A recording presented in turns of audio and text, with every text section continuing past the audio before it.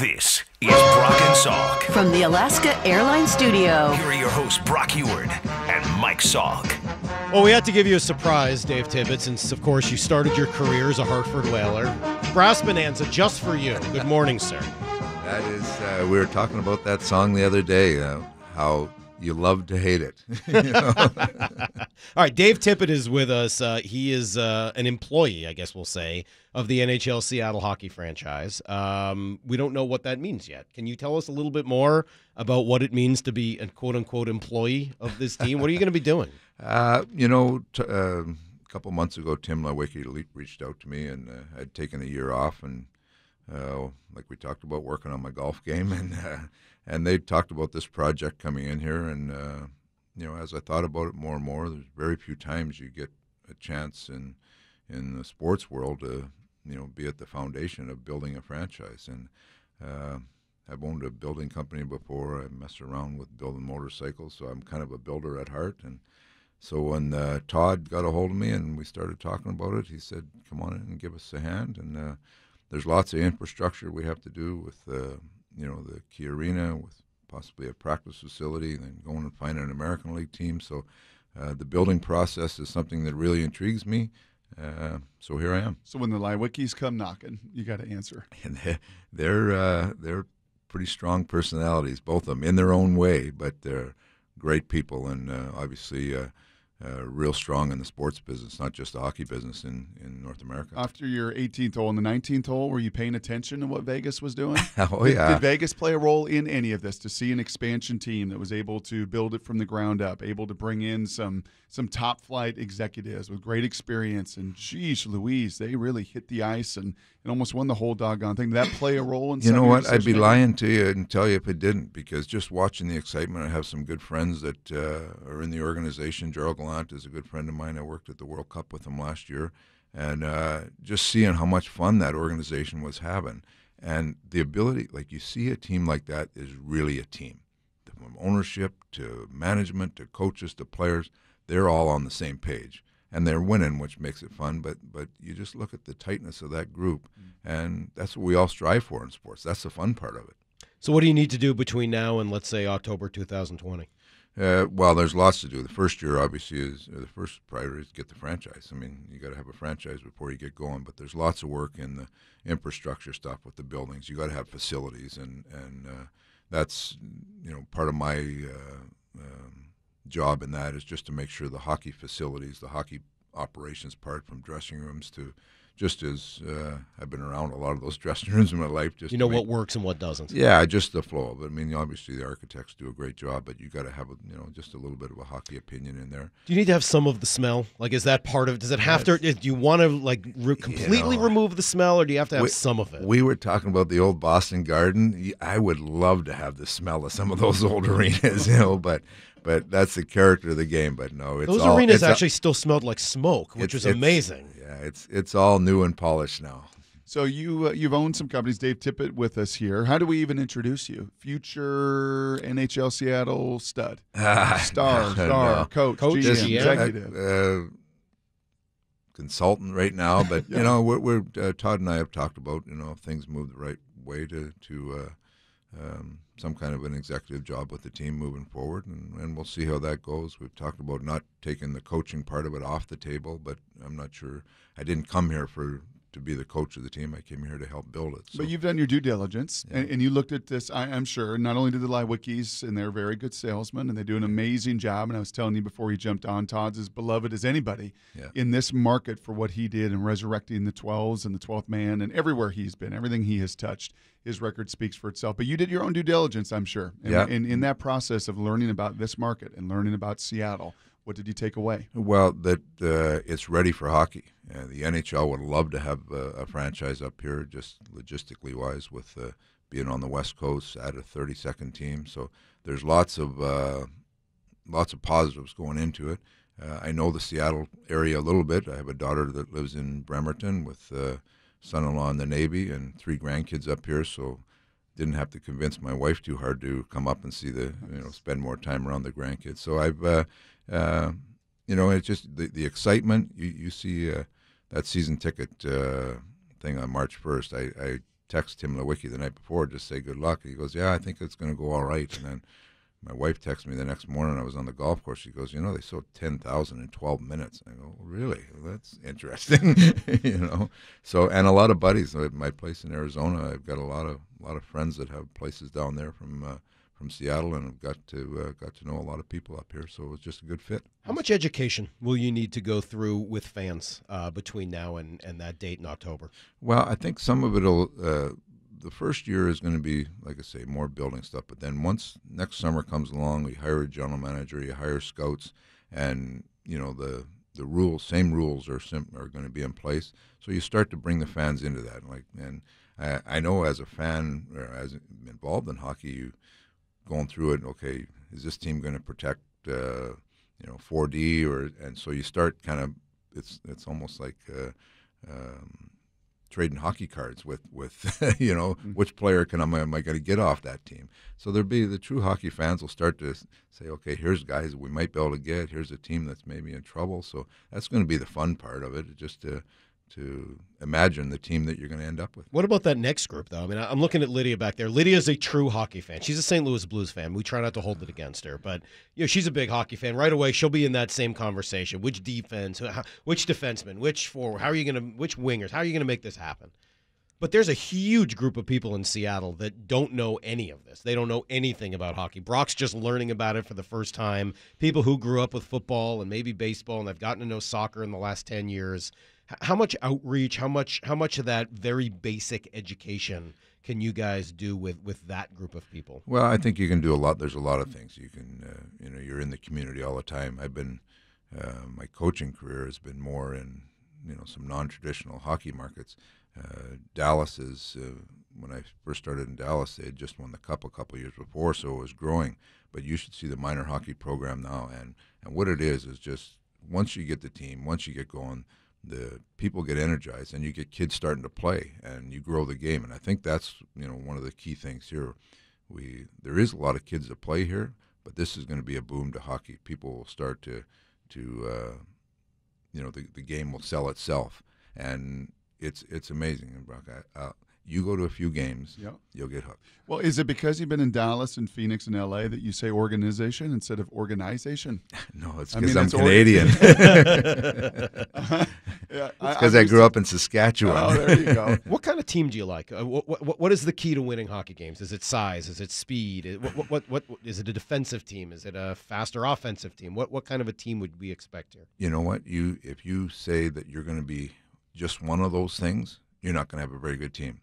Because you have to have the ability to win any way possible. And you see Washington, that's exactly what they've got some strength. They got some big, strong players, but they match Vegas' speed. Vegas' main thing was speed and not just skating speed, but they play the game fast. They think the game fast, and that's where the game's going. It's skill and I call it hockey smarts that allow teams to be good players.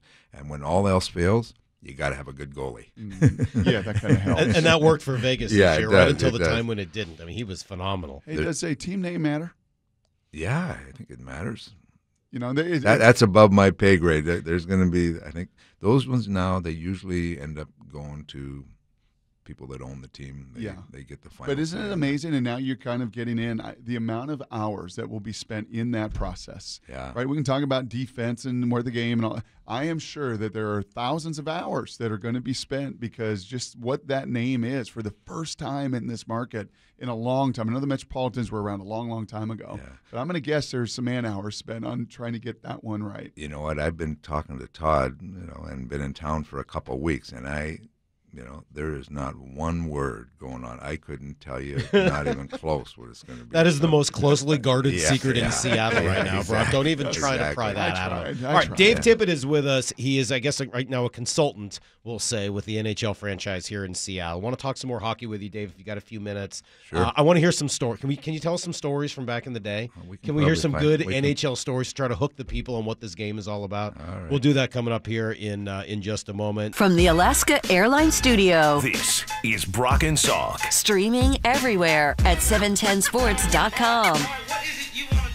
All All right, short show for us today before we turn things over to Shannon Dreyer, Mariner pregame show here in 15 minutes, and then early game today with James Paxton on the mound. Looking to salvage one in New York before they'll head to Boston tomorrow. We've got Dave Tippett with us, a longtime NHL player, NHL head coach, and now a consultant with the NHL franchise here in Seattle. Just trying to get a sense from you, Dave. We've talked a little bit about what the team could look like, and I'm just kind of curious some of your stories and some of your experience.